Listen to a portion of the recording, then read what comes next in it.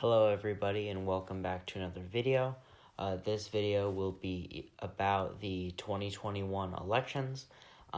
For those of you who do not know, this Tuesday, November 2nd, is election day in many places.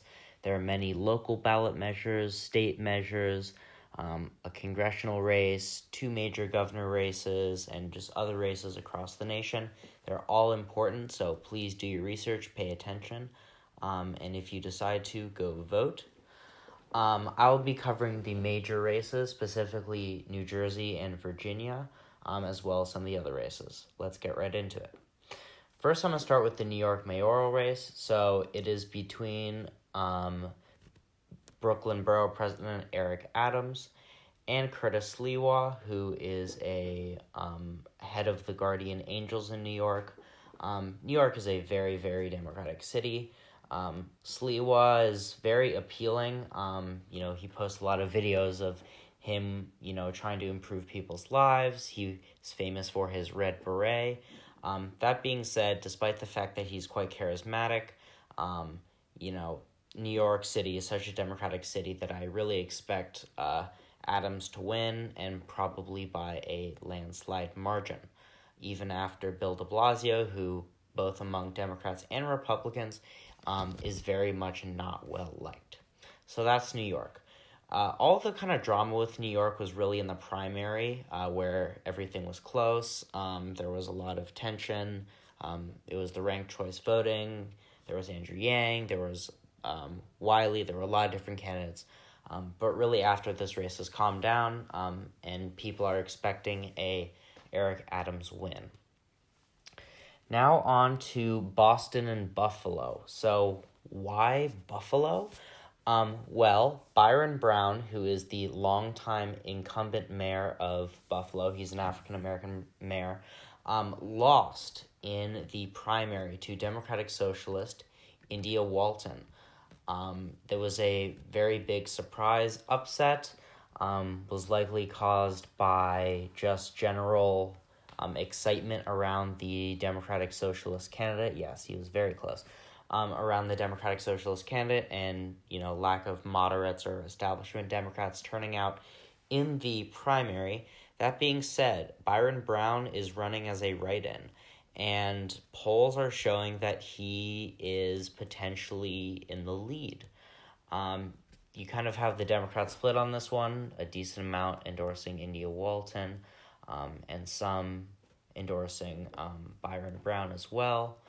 So Brown, despite the fact that India Walton won the Democratic primary and that Byron Brown is a write-in, he is leading in the polls.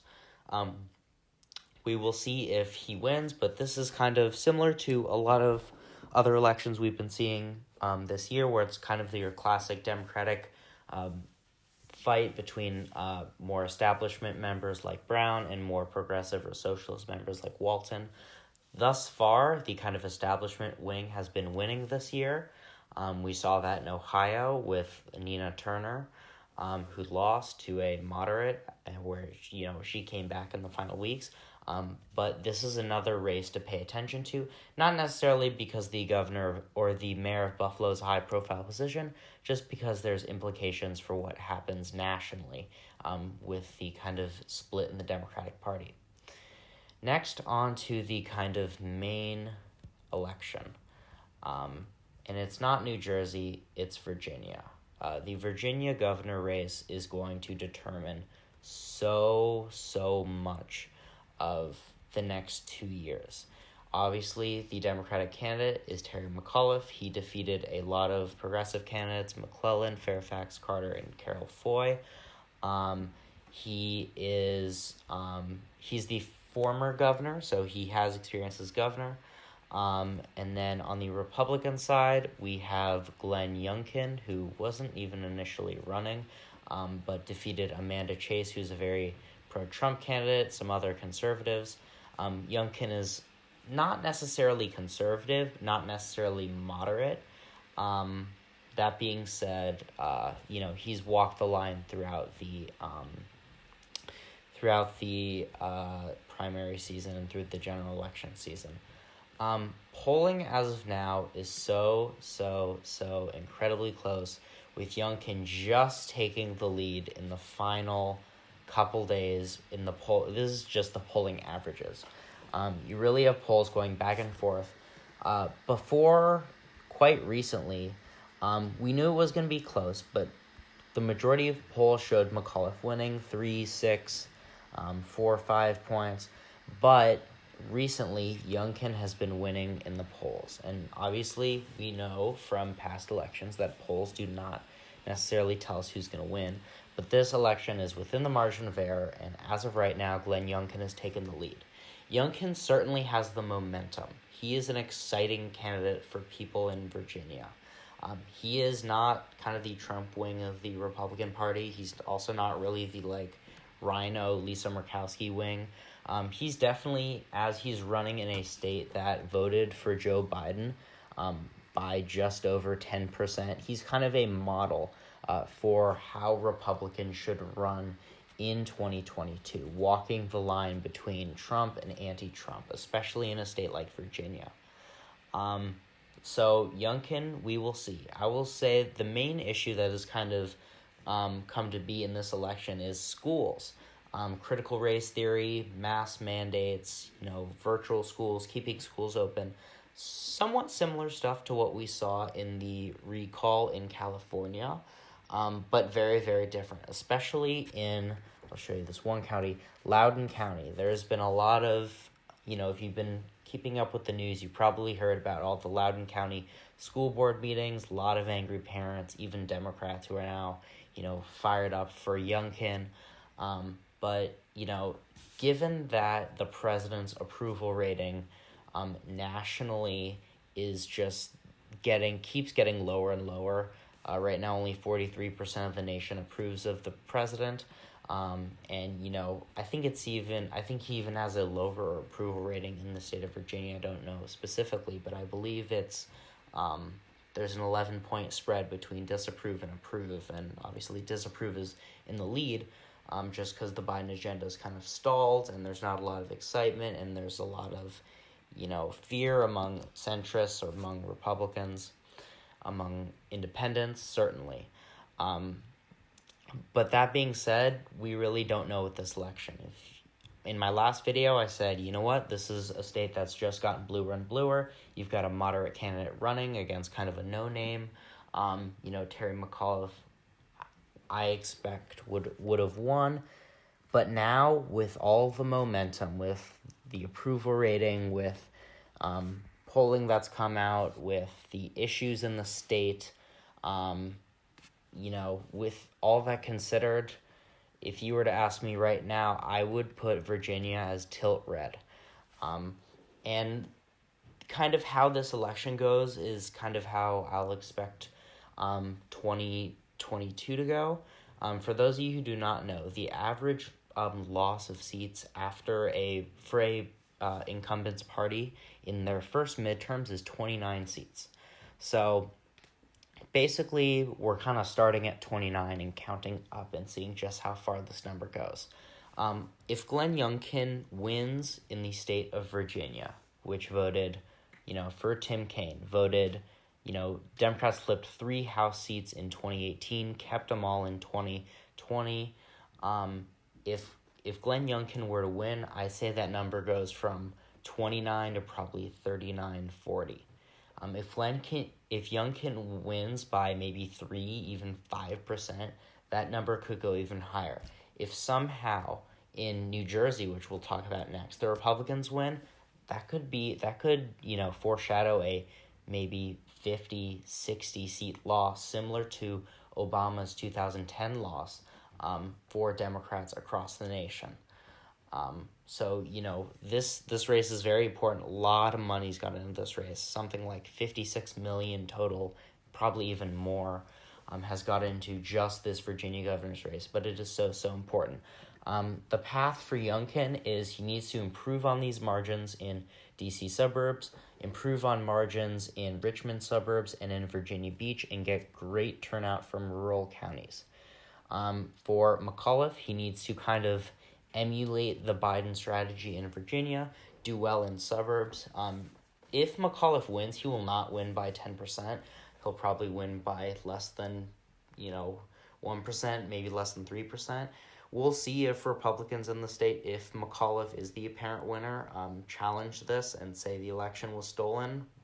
We don't know.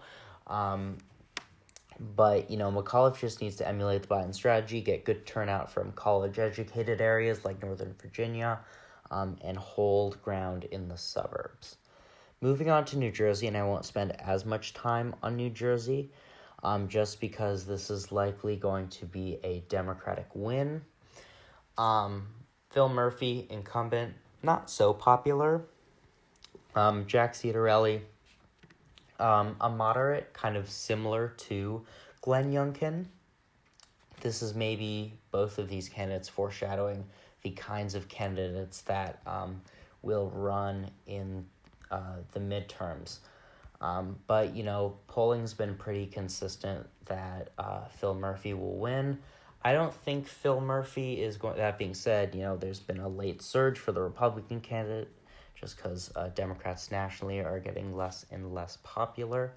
I expect Phil Murphy to win this election, and it's not by how much he wins, it is by how much he wins. If Murphy wins by over 10%, Democrats should feel maybe a little better despite Virginia. If Murphy wins by, say, less than 5%, Democrats need to hit the panic button, because in uber blue New Jersey, a state that went 57% for Biden, if a Republican gets close or even flips the seat, it is panic. Democrats did this when two governorships, New Jersey and Virginia, flipped in 2009 following Barack Obama's win. If that happens again, that's just a sign of things to come in the midterms. I am going to characterize New Jersey as I think that Phil Murphy will win by anywhere between 6 and 13 points. I don't think it's going to be a blowout, but that being said, I also don't think it's going to be close. So here you have it. Definitely things have changed since I last covered these two major races.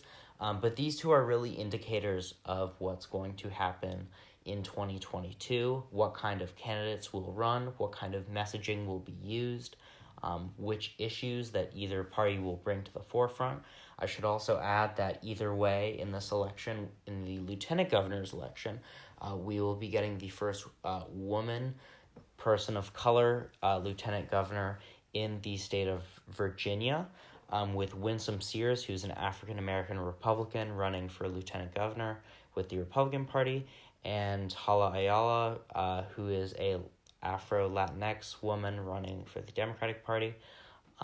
So another thing that could affect the top of this race. That being said, I think all the focus is on McAuliffe and Youngkin. McAuliffe has really enlisted support from Biden, from Obama, from kind of all figures of the Democratic Party. And Youngkin has, Nikki Haley's been there. Trump has maybe kind of been there. Not so sure. Youngkin has really, really walked the fine line between, Trump and anti-Trump. And, if that is a winning strategy, that's probably a strategy Republicans will seek to emulate, even if the former president does not approve of that. That being said, these will be very close races. I encourage you all to watch. I encourage you all to vote if you decide to. There are ballot measures across the country, mayor races in other major cities. So go out and vote if you'd like to, and, watch the election coverage. I will definitely make a video probably next weekend recapping these two races, as long as the Buffalo race, just because I think that one's really interesting as an indicator to the future of the Democratic Party. And then I'll probably go into some videos about redistricting, and we'll start working towards 2022, which, believe it or not, is just a year away. That is all for now. Stay tuned for more.